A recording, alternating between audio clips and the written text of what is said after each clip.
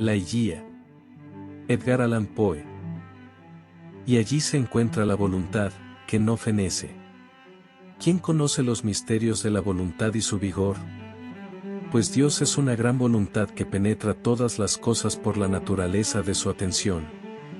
El hombre no se rinde a los ángeles, ni por entero a la muerte, salvo únicamente por la flaqueza de su débil voluntad.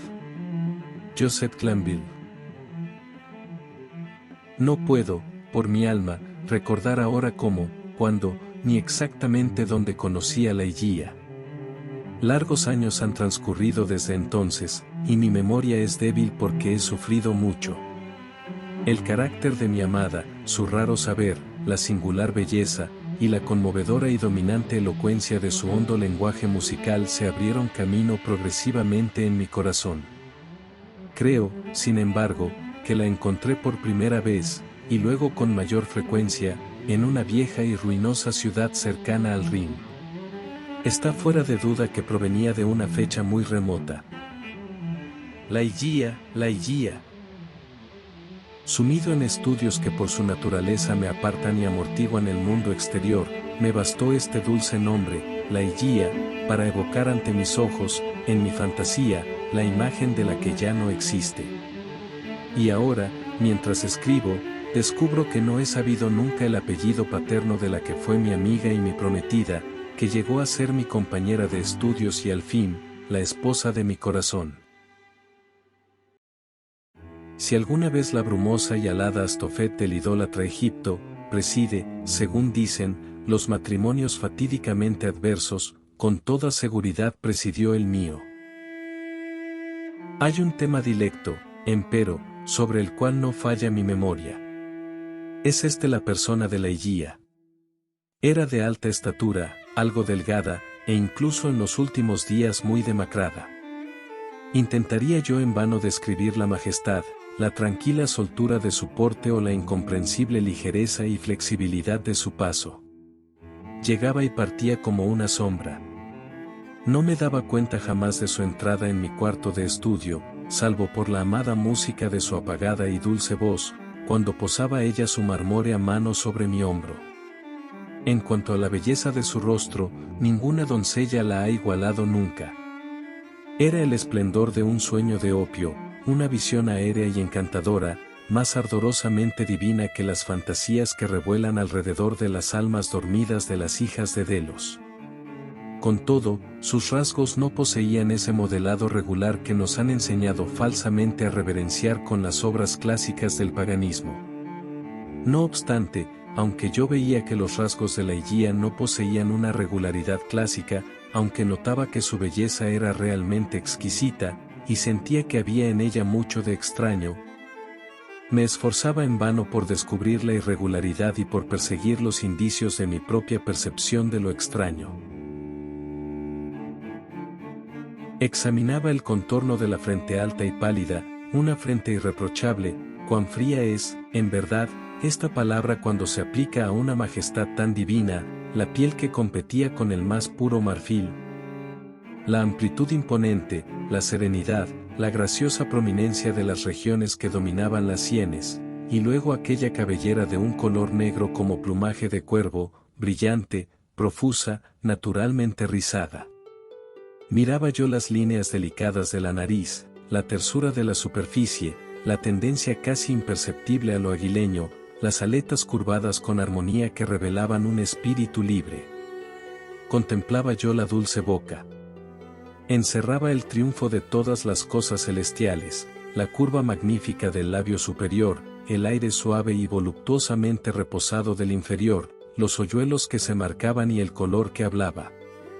Los dientes reflejando en una especie de relámpago cada rayo de luz bendita que caía sobre ellos en sus sonrisas serenas y plácidas, pero siempre radiantes y triunfadoras. Analizaba la forma del mentón, y allí también encontraba la gracia, la anchura, la dulzura, la majestad, la plenitud y la espiritualidad griegas. Y luego miraba los grandes ojos de la Higia. Para los ojos no encuentro modelos, en la más remota antigüedad.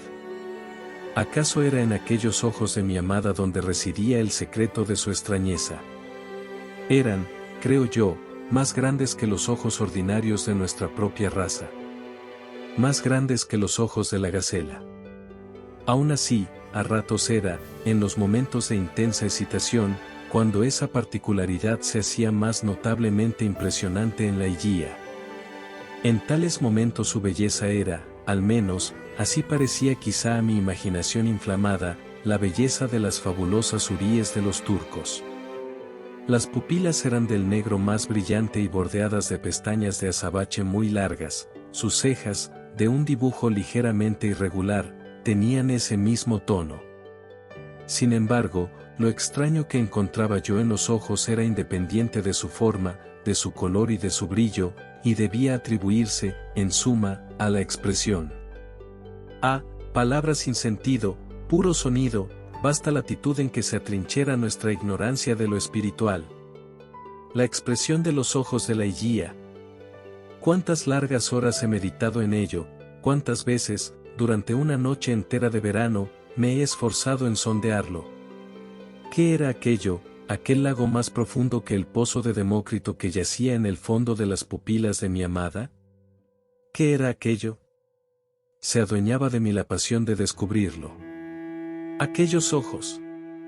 Aquellas grandes, aquellas brillantes, aquellas divinas pupilas. Habían llegado a ser para mí las estrellas gemelas de Leda, y era yo para ellas el más devoto de los astrólogos. No existe hecho que sea más sobrecogedoramente emocionante que, en nuestros esfuerzos por traer a la memoria una cosa olvidada desde hace largo tiempo, nos encontremos con frecuencia al borde mismo del recuerdo, sin ser al fin capaces de recordar. Y así, cuántas veces, en mi ardiente análisis de los ojos de la Higuía, he sentido acercarse el conocimiento pleno de su expresión.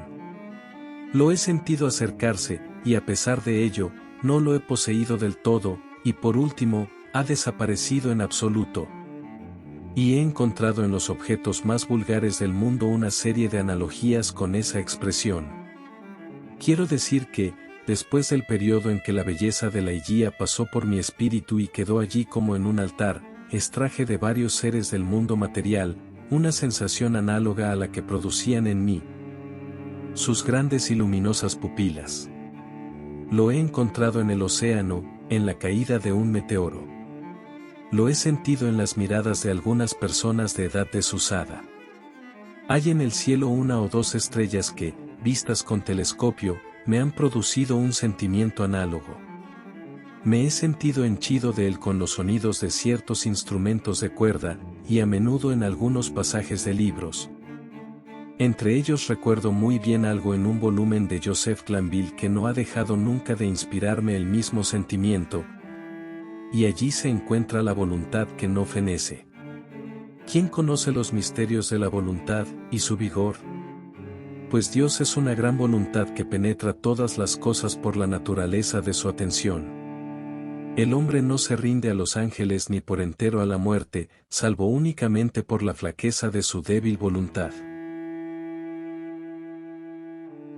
Durante el transcurso de los años, y por una sucesiva reflexión, he logrado trazar, en efecto, alguna remota relación entre ese pasaje del moralista inglés y una parte del carácter de la Higuía.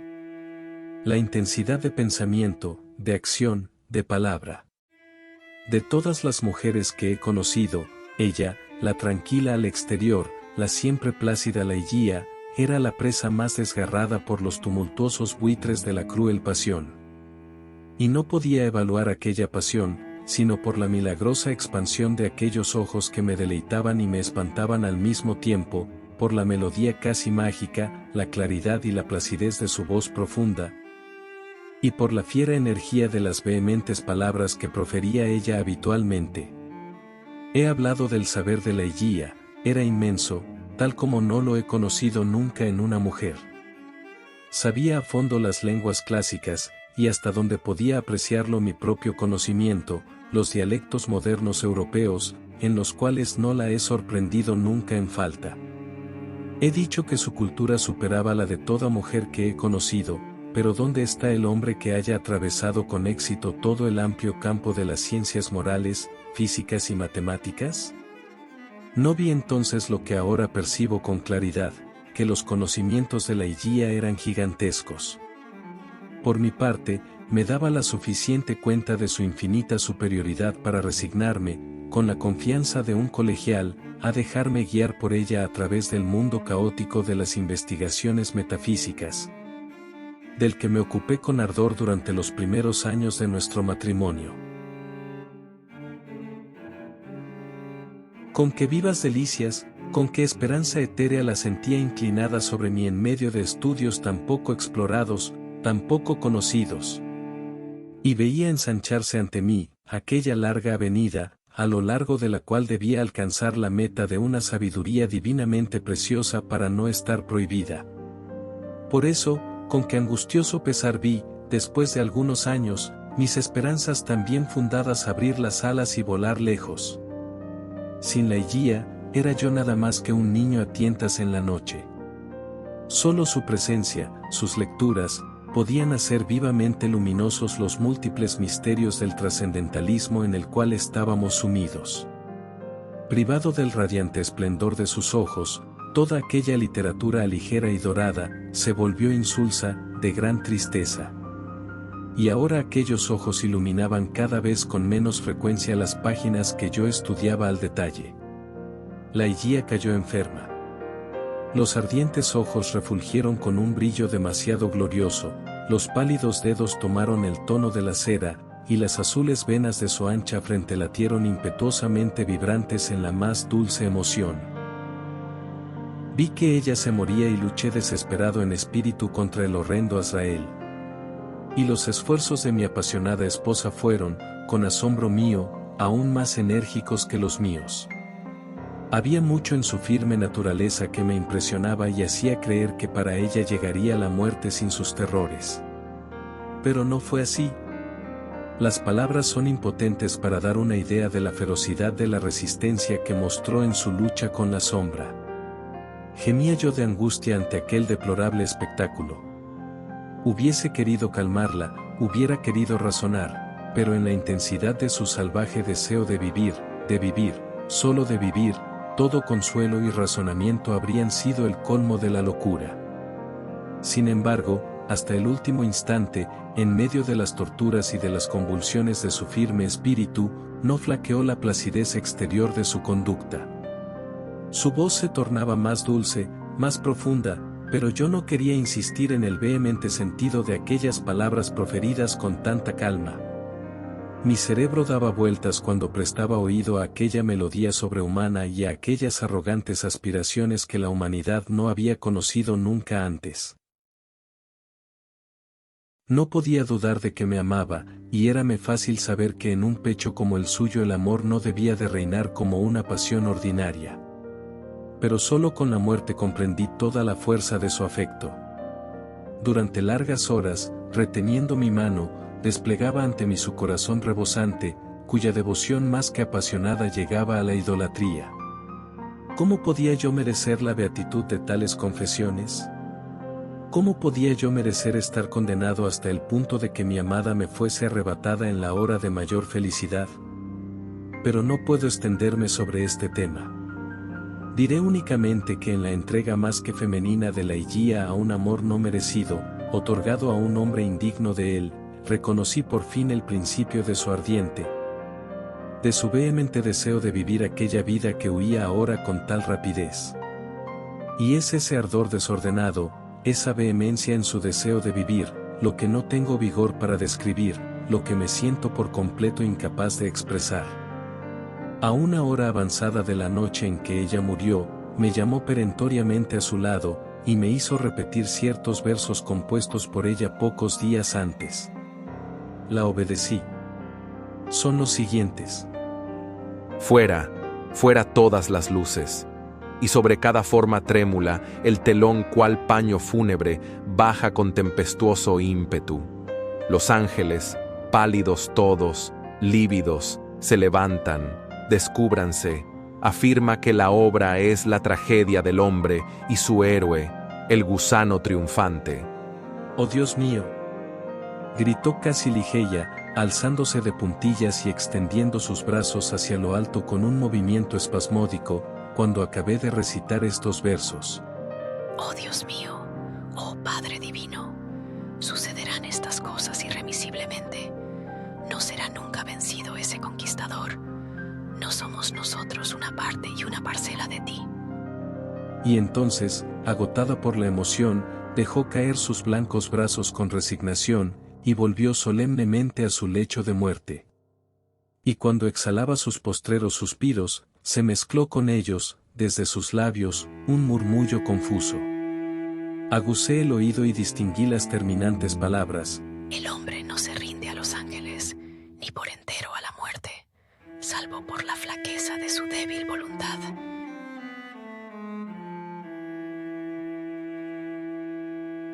Ella murió, y yo, pulverizado por el dolor, no pude soportar más tiempo la solitaria desolación de mi casa en la sombría y ruinosa ciudad junto al Rin. No carecía yo de eso que el mundo llama riqueza. La Higuía me había aportado más, mucho más de lo que corresponde comúnmente a la suerte de los mortales. Por eso, después de unos meses perdidos en vagabundeo sin objeto, adquirí y me encerré en una especie de retiro, una abadía, en una de las regiones más selváticas y menos frecuentadas de la bella Inglaterra. La sombría y triste grandeza del edificio, el aspecto casi salvaje de la posesión, los melancólicos y venerables recuerdos que con ella se relacionaban, estaban, en verdad, al unísono con el sentimiento de total abandono que me había desterrado a aquella distante y solitaria región del país. Sin embargo, aunque dejando a la parte exterior de la abadía su carácter primitivo y la verdeante vetustez que tapizaba sus muros, me dediqué con una perversidad infantil, y quizá con la débil esperanza de aliviar mis penas, a desplegar por dentro magnificencias más que regias. Desde la infancia sentía yo una gran inclinación por tales locuras, y ahora volvían a mí como en una chochez del dolor. Siento que se hubiera podido descubrir un comienzo de locura en aquellos suntuosos cortinajes, en las solemnes esculturas egipcias, en aquellas cornisas y muebles raros, en los extravagantes ejemplares de los tapices granjeados de oro. Me había convertido en un esclavo forzado de las ataduras del opio, y todos mis trabajos y mis planes habían tomado el color de mis sueños. Pero no me detendré en detallar aquellos absurdos. Hablaré solo de aquella estancia maldita para siempre, donde en un momento de enajenación mental conduje al altar y tomé por esposa, como sucesora de la inolvidable Ligeia, a Lady Rowena Trevanion de Tremaine, de rubios cabellos y ojos azules. No hay una sola parte de la arquitectura y del decorado de aquella estancia nupcial que no aparezca ahora visible ante mí. ¿Dónde tenía la cabeza la altiva familia de la prometida para permitir, impulsada por la sed de oro, a una joven tan querida, que franqueara el umbral de una estancia adornada así? Ya he dicho que recuerdo minuciosamente los detalles de aquella estancia, aunque olvidé tantas otras cosas de aquel extraño periodo, y el caso es que no había, en aquel lujo fantástico, sistema que pudiera imponerse a la memoria. La habitación estaba situada en una alta torre de aquella abadía, construida como un castillo, era de forma pentagonal y muy espaciosa. Todo el lado sur del pentágono estaba ocupado por una sola ventana, una inmensa superficie hecha de una luna entera de Venecia, de un tono oscuro, de modo que los rayos del sol o de la luna que la atravesaban proyectaban sobre los objetos interiores una luz lúgubre. Por encima de aquella enorme ventana se extendía el enrejado de una añosa parra que trepaba por los muros macizos de la torre. El techo, de roble que parecía negro, era excesivamente alto, abovedado y curiosamente labrado con las más extrañas y grotescas muestras de un estilo semigótico y semidruídico. En la parte central más escondida de aquella melancólica bóveda colgaba, a modo de lámpara de una sola cadena de oro con largos anillos, un gran incensario del mismo metal, de estilo árabe, y con muchos calados caprichosos, a través de los cuales corrían y se retorcían con la vitalidad de una serpiente una serie continua de luces policromas. Y estaba también el lecho nupcial, de estilo indio, bajo y labrado en recio ébano, coronado por un dosel parecido a un paño fúnebre. En cada uno de los ángulos de la estancia se alzaba un gigantesco sarcófago de granito negro, copiado de las tumbas de los reyes frente al Luxor. Pero era en el tapizado de la estancia donde se desplegaba la mayor fantasía. Los altos muros estaban tendidos de arriba a abajo de un tapiz de aspecto pesado y macizo, de un tejido de oro de los más ricos. Estaba moteado de figuras arabescas, de un pie de diámetro, aproximadamente, que hacían resaltar sobre el fondo sus dibujos de un negro de azabache. Pero aquellas figuras no participaban del verdadero carácter del arabesco más que cuando se las examinaba desde un solo punto de vista. Por un procedimiento hoy muy corriente, y cuyos indicios se encuentran en la más remota antigüedad, estaban hechas de manera que cambiaban de aspecto. Para quien entrase en la estancia, tomaban la apariencia de simples monstruosidades, pero, cuando se avanzaba después, aquella apariencia desaparecía gradualmente, y paso a paso el visitante, variando de sitio en la habitación, se veía rodeado de una procesión continua de formas espantosas, como las nacidas de la superstición de los normandos. El efecto fantasmagórico aumentaba en gran parte por la introducción artificial de una fuerte corriente de aire detrás de los tapices, que daba al conjunto una horrenda e inquietante animación.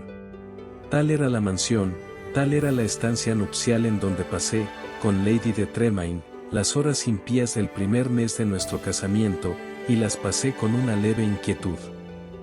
Que mi esposa temiese las furiosas extravagancias de mi carácter, que me huyese y me amase apenas, no podía yo dejar de notarlo, pero aquello casi me complacía. La odiaba con un odio más propio del demonio que del hombre. Mi memoria se volvía, con qué intensidad de dolor, hacia la Higía, la amada, la augusta, la bella, la sepultada.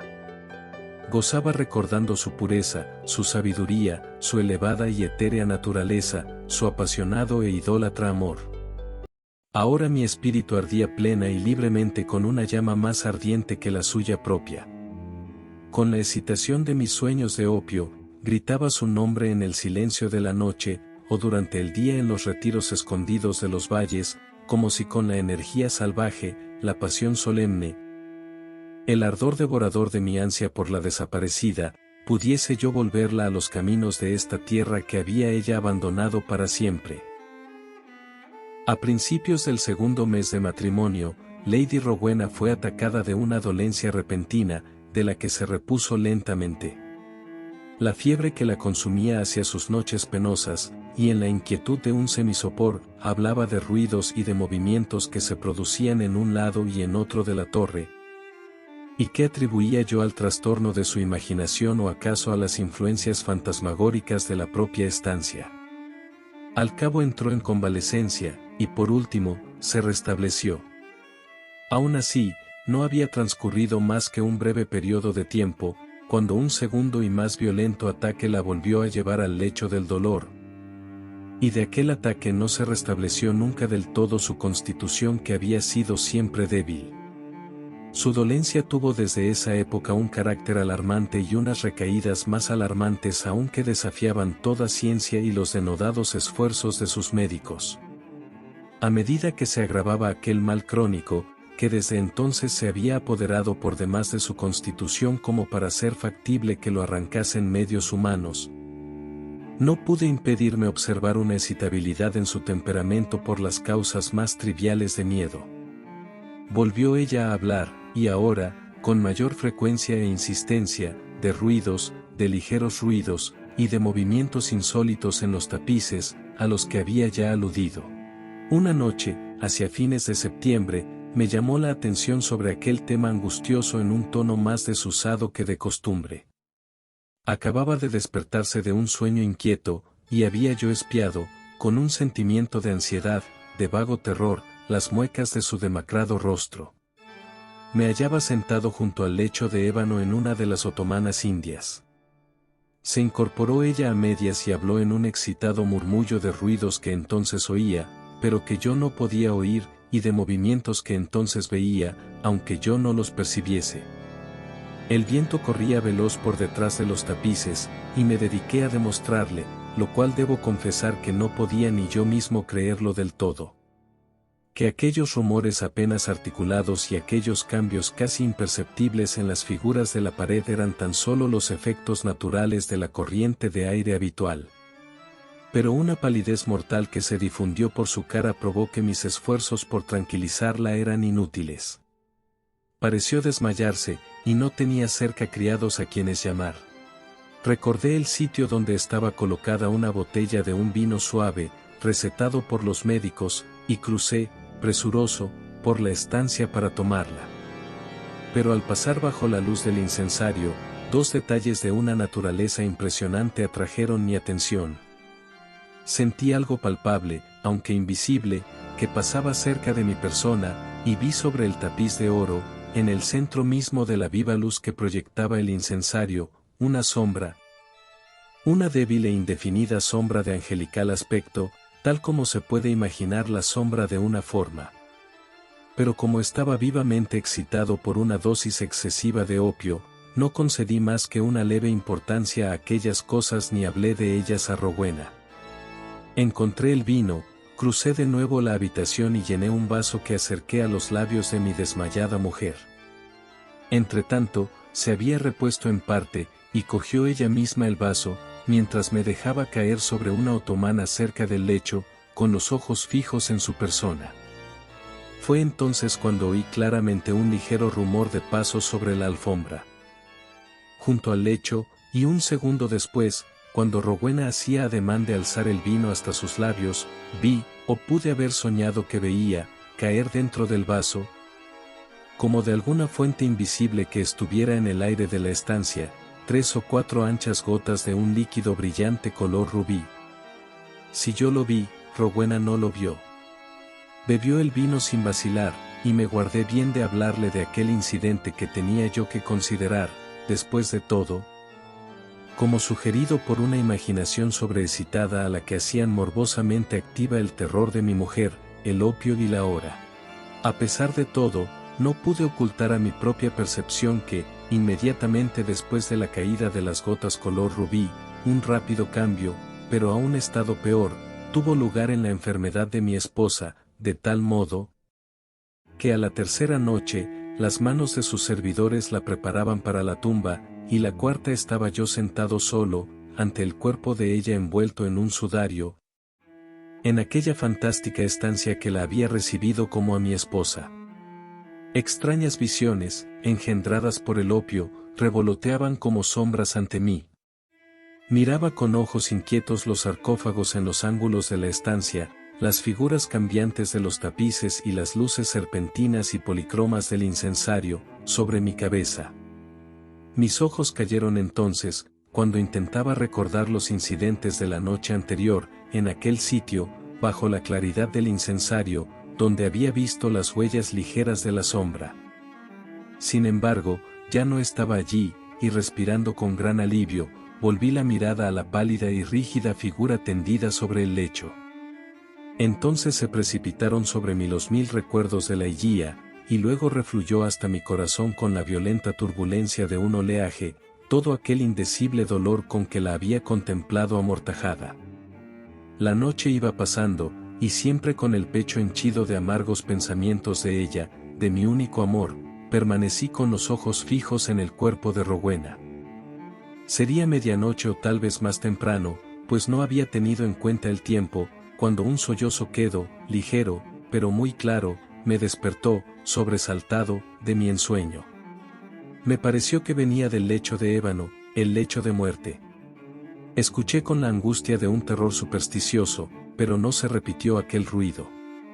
Forcé mi vista para descubrir un movimiento cualquiera en el cadáver, pero no se oyó nada. Con todo, no podía haberme equivocado.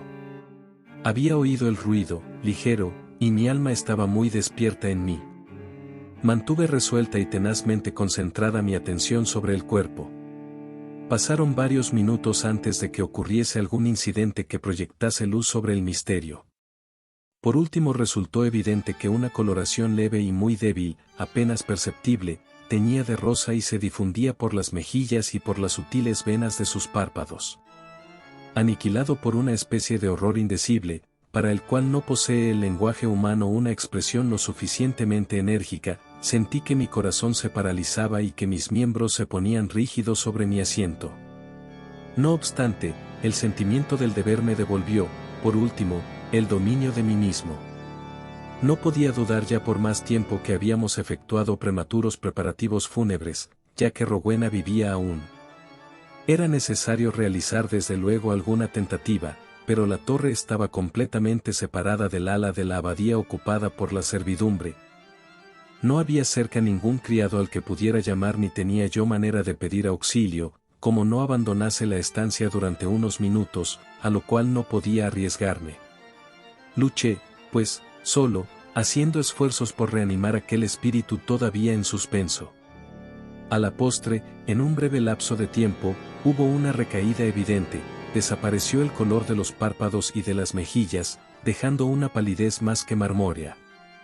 Los labios se apretaron con doble fuerza y se contrajeron con la expresión lívida de la muerte, una frialdad y una viscosidad repulsiva cubrieron enseguida la superficie del cuerpo, y la habitual rigidez cadavérica sobrevino. Me dejé caer, trémulo, sobre el canapé del que había sido arrancado tan de súbito, y me abandoné de nuevo, soñando, a mis apasionadas visiones de la Higuía. Una hora transcurrió así, cuando percibí por segunda vez un ruido vago que venía de la parte del lecho. Escuché, en el colmo del horror. El ruido se repitió, era un suspiro. Precipitándome hacia el cadáver, vi con toda claridad, un temblor sobre los labios. Un minuto después se abrieron, descubriendo una brillante hilera de dientes perlinos. El asombro luchó entonces en mi pecho con el profundo terror que hasta ahora lo había dominado. Sentí que mi vista se oscurecía, que mi razón se extraviaba, y gracias únicamente a un violento esfuerzo, recobré al fin valor para cumplir la tarea que el deber volvía a imponerme. Había ahora un color cálido sobre la frente, sobre las mejillas y sobre la garganta, un calor perceptible invadía todo el cuerpo, e incluso el corazón tenía un leve latido. Mi mujer vivía. Con un ardor redoblado, me dediqué a la tarea de resucitarla, froté y golpeé las sienes y las manos, y utilicé todos los procedimientos que me sugirieron la experiencia y numerosas lecturas médicas. Pero fue en vano. De repente el color desapareció, cesaron los latidos, los labios volvieron a adquirir la expresión de la muerte, y un instante después, el cuerpo entero recobró su frialdad de hielo, aquel tono lívido, su intensa rigidez, su contorno hundido, y todas las horrendas peculiaridades de lo que ha permanecido durante varios días en la tumba. Y me sumí nuevamente en las visiones de la Higuía, y otra vez, como asombrarse de que me estremezca mientras escribo, otra vez llegó a mis oídos un sollozo sofocado desde el lecho de ébano. Pero, ¿para qué detallar con minuciosidad los horrores indecibles de aquella noche? ¿Para qué detenerme en relatar ahora cómo, una vez tras otra, casi hasta que despuntó el alba, el horrible drama de la resurrección se repitió? Como cada aterradora recaída se transformaba tan solo en una muerte más rígida y más irremediable, como cada angustia tomaba el aspecto de una lucha con un adversario invisible. Y como ahora cada lucha era seguida por no sé qué extraña alteración en la apariencia del cadáver. Me apresuraré a terminar. La mayor parte de la espantosa noche había pasado, y la que estaba muerta se movió de nuevo, con más vigor que nunca, aunque despertándose de una disolución más aterradora y más totalmente irreparable que ninguna. Desde hacía largo rato, yo había interrumpido la lucha y el movimiento y permanecía sentado rígido sobre la otomana, presa impotente de un torbellino de violentas emociones, de las cuales la menos terrible constituía un supremo espanto. El cadáver, repito, se movía, y al presente con más vigor que antes.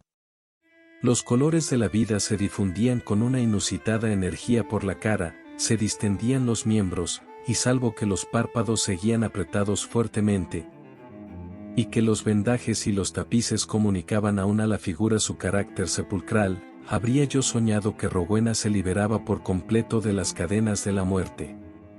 Pero si no acepté esta idea por entero, no pude ya dudar por más tiempo, cuando, levantándose del lecho, vacilante, con débiles pasos, a la manera de una persona aturdida por un sueño. La forma que estaba amortajada avanzó osada y palpablemente hasta el centro de la estancia. No temblé, no me moví, pues una multitud de fantasías indecibles, relacionadas con el aire, la estatura, el porte de la figura, se precipitaron velozmente en mi cerebro, me paralizaron, me petrificaron. No me movía, sino que contemplaba con fijeza la aparición. Había en mis pensamientos un desorden loco, un tumulto inaplacable. ¿Podía ser de veras la Rowena viva quien estaba frente a mí? ¿Podía ser de veras Rowena, la de los cabellos rubios y los ojos azules, Lady Rowena Trevanion de Tremaine? ¿Por qué, sí, por qué lo dudaba? El vendaje apretaba mucho la boca, pero entonces ¿podía no ser aquella la boca respirante de Lady de Tremaine? Y las mejillas eran las mejillas rosadas como en el mediodía de su vida, sí, aquellas eran de veras las lindas mejillas de Lady de Tremaine, viva. Y el mentón, con sus hoyuelos de salud, ¿podían no ser los suyos? ¿Pero había ella crecido desde su enfermedad? ¿Qué inexpresable demencia se apoderó de mí ante este pensamiento? De un salto estuve a sus pies. Evitando mi contacto, sacudió ella su cabeza, aflojó la tiesa mortaja en que estaba envuelta, y entonces se desbordó por el aire agitado de la estancia una masa enorme de largos y despeinados cabellos. Eran más negros que las alas del cuervo de medianoche. Y entonces, la figura que se alzaba ante mí, abrió lentamente los ojos. Por fin los veo. ¿Cómo podía yo nunca haberme equivocado? Estos son los grandes, los negros, los ardientes ojos, de mi amor perdido, de Lady Laia.